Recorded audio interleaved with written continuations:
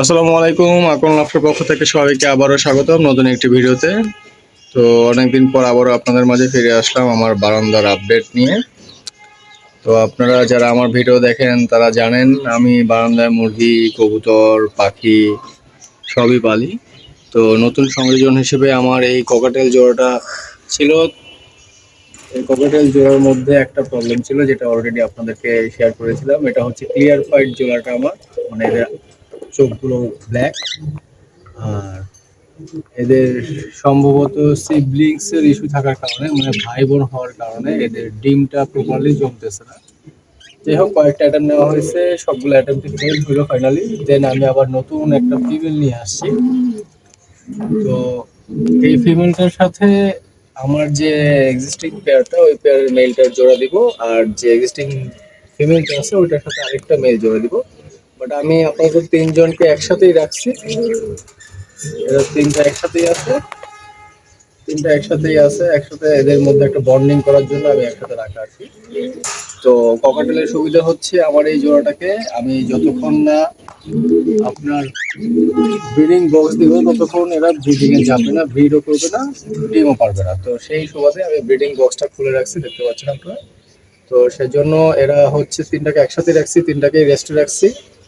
আমি ঈদের পরে এদেরকে পেয়ার দিব, আর এদের যাতে বন্ডিংটা হয় এর জন্য তিনটাকে একসাথে রাখা, হ্যাঁ, যেন হুট করে ফিমেলের সাথে মেলটাকে দিলে মারামারি না করে, হ্যাঁ, এদের আন্ডারস্ট্যান্ডিং হয়ে যাক।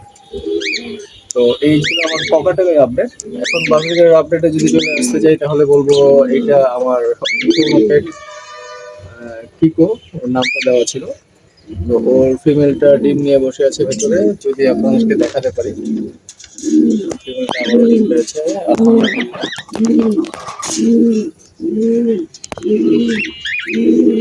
ফিমেলটা ভেতরে আছে। উপর থেকে সরিয়ে দিই তাহলে হয়তো আলোটা ঢুকবে, দেখতে পাচ্ছেন। ফিমেলটা ভেতরে ডিম নিয়ে বসে আছে, মাশাআল্লাহ একটা ডিম দেখা যাচ্ছে। হ্যাঁ, ওকে বেশি ডিস্টার্ব না করি।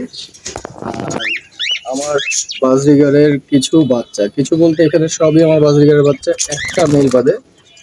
ইনব্রিডের ঝামেলাটা পোহাতে, মানে ভাই বোন যাতে জোড়া না দিতে হয়, এই জন্য আমি এক্সট্রা একটা মেল এক্সচেঞ্জ করে নিয়ে আসছিলাম। এই মেলটা হচ্ছে এই যে জাস্ট ওই পাশে যে গেল ইয়েলো কালারটা, হ্যাঁ, একেবারে আমার রাইট সাইডে কর্নারে যেটা, হ্যাঁ, এখন আবার মিডলে চলে গেল।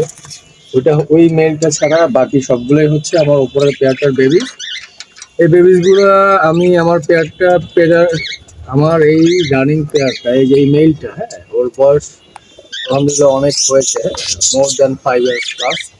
তো এ এখনো টিল নাও ব্রিডিং করতেছে, কিন্তু প্রবলেমটা হচ্ছে এ এখনো ব্রিডিং করতেছে, ডিম বাচ্চা করতেছে, বাট এইজি হয়ে গেলে বাকি বাচ্চাদের ফেদারটা প্লাগ করে, হ্যাঁ। তো এই ফেদার প্লাগিং এর কারণে বাচ্চাগুলোর উইংসে বা বিভিন্ন অংশে ফেদারগুলো ঠিকঠাক মতো গজাতে সময় লাগে বা উঠতে সময় লাগে, হ্যাঁ। সেই জন্য এখনো বাচ্চাগুলো আমার কাছে, নাহলে আমি এগুলোকে দোকানে দিয়ে আসতাম বা সেল করে দিতাম। যাই হোক, সমস্যা নাই, পাখি যখন মানুষ কিনবে তখন সৌন্দর্য দেখেই কিনে। সেই জন্য হয়তো আমি এখনো ওয়েট করতেছি এটা প্রপারলি এদের ফেদারগুলো গ্রো হোক, তারপরে আমি দোকানে অথবা যদি কারো লাগে তাদের জন্য বিক্রয়ের পোস্টটা আমি আমার পেজে দিয়ে দিব। ঠিক আছে, এই ছিল। আর আমি আরো কিছু এক্সচেঞ্জ করবো, মানে আমি টোটালি কমপ্লিট আরেকটা পেয়ার এখানে নিবো, ডিফারেন্ট ব্লাড লাইনের। যেমন ওকে তো নিয়েই আসে, এই যে এখন ক্যামেরার সামনে আসছে, ওকে তো নিয়ে আসে, ওর সাথে আরেকটা ডিফারেন্ট ফিমেল, মানে আমার এই পেয়ারের কোনো মেল ফিমেল না, বাচ্চা না। আমি ডিফারেন্ট আরেকটা নতুন ব্লাড লাইনের, নতুন ব্লাড সংযুক্ত আছে এদের সাথে, এই মেলটার সাথে বা আমার এই মেল বা হাড়িতে যে ফিমেলটা আছে ওদের সাথে যার কোনোই ব্লাড কালেকশন নেই, ওইরকম আরেকটা ফিমেল নিয়ে আসবো। সো দ্যাট আমার দুইটা ব্লাড লাইনের দুইটা পেয়ার থাকবে। এদের মধ্যে থেকে যখন বেবিস হবে তখন সেই বেবিস গুলোকে আই ক্যান পেয়ার, বা ওই বেবিস গুলোকে তখন পেয়ার দিয়ে আমি মানুষকে দিতে পারবো। এখন যেটা হয় সেটা হচ্ছে অনেকেই বেবি চায়, relatives, friend circle, office colleague, এদেরকে যখন আমি আমার এই বাচ্চা পেয়ারটা দিয়ে দিই, এই পেয়ারটা লং টাইম পর যখন তারা ব্রিড করতে যায় তখন সাফার আর হয়। তো এই জন্য ভাই বোন, মানে বেসিক্যালি আমার তো পেয়ার একটাই, ওই পেয়ারের যদি বাচ্চাগুলো দিই কাউকে, তাহলে ওই পেয়ারের বাচ্চাগুলোর থেকে যে বাচ্চা কাচ্চা আসবে সেই বাচ্চা কাচ্চার ফিউচারটা বা ওই পেয়ারের জন্য পেয়ারিং করাটা কোনোটাই মঙ্গলজনক না, কোনোটাই নেগেটিভ আর কি। সেই জন্য আমি চাচ্ছি দুইটা ডিফারেন্ট ব্লাড লাইনের পেয়ার থাকবে, যাতে আমি এই দুইটা পেয়ার থেকে মিক্স করে একটা পেয়ার করে মানুষকে দিতে পারি, সো দ্যাট যারা পেয়ারিং করবে তাদের ফিউচারে ডিম বাচ্চা বা ব্রিডিং করানোর ক্ষেত্রে কোনো ঝামেলা পোহাতে না হবে। যে ঝামেলাটা অলরেডি আমি পোহাচ্ছি আমার এই কবুতরের ক্ষেত্রে। পেয়ারটা খুবই ভালো মাশাআল্লাহ, এদের health, size, everything and clear পাইট ছিল। উপরেরটা দেখেন, উপরে হচ্ছে লোকেটা ফার্ম, ওর আবার রেড আই, ওর আবার রেড আই, আর ও হচ্ছে clear pied, yellow face clear pied, ও আবার ব্ল্যাক আই। হ্যাঁ, ওর নিচে আবার ওর ফিমেলটা, ও আবার আপনার ব্ল্যাক আই। এই ব্ল্যাক আই দুইটা ভালো বন্ডিং পেয়ার ছিল, কিন্তু এরা সম্ভবত সিবলিংস, যেই ব্রিডারের কাছে ছিল সে হয়তো বা একটু কম জানে বুঝে, সে এই জন্য পেয়ারটা বিক্রি করে দিয়েছে। আর পেয়ারটা আলহামদুলিল্লাহ খুবই ভালো। আমি এদেরকে সাফল করে এখন দেখা যাক বাকিটা। আমি তো বললামই আপনাদেরকে মেল ফিমেল এক্সচেঞ্জ করে পেয়ার দিব, বাকি রেজাল্ট অবশ্যই আপনার সাথে শেয়ার করব। এখন চলে আসি আমার কবুতরে। আমার কবুতর যেহেতু প্রচন্ড গরম, কবুতরের ডিমটা সরায় আমি প্লাস্টিকের ডিম দিয়ে রাখছি। এই যে এটা দেখেন প্লাস্টিকের ডিম, ও প্লাস্টিকের ডিম নিয়ে বসে থাক। আমার এই খুব ফেভারিট একটা রেসার পেয়ার। এই অনেক কবুতর ছিল আমার, রেসার ছিল অনেক, কালদম ছিল, ফ্যান্সি আইটেম ছিল, ঝর্ণা সাটিন ব্ল্যাক ছিল, সবগুলোই স্পেস বা সময় অভাবে বিক্রি করে দেওয়া হয়েছে। তো এখন জাস্ট একটা রেসার পেয়ার আমার খুব ফেভারিট, এই পেয়ারটা রাখা হয়েছে। আর এই বাপ বেটা দুইজনই আছে। এর ফিমেলটা হারাইছে আবার, এই এদেরই ইয়া ছিল, বেবি ছিল একটা ফিমেল, ওই ফিমেলটার সাথে এই রেসার নটটা জোড়া ছিল, তো ওই ফিমেলটা হারিয়ে গেছে।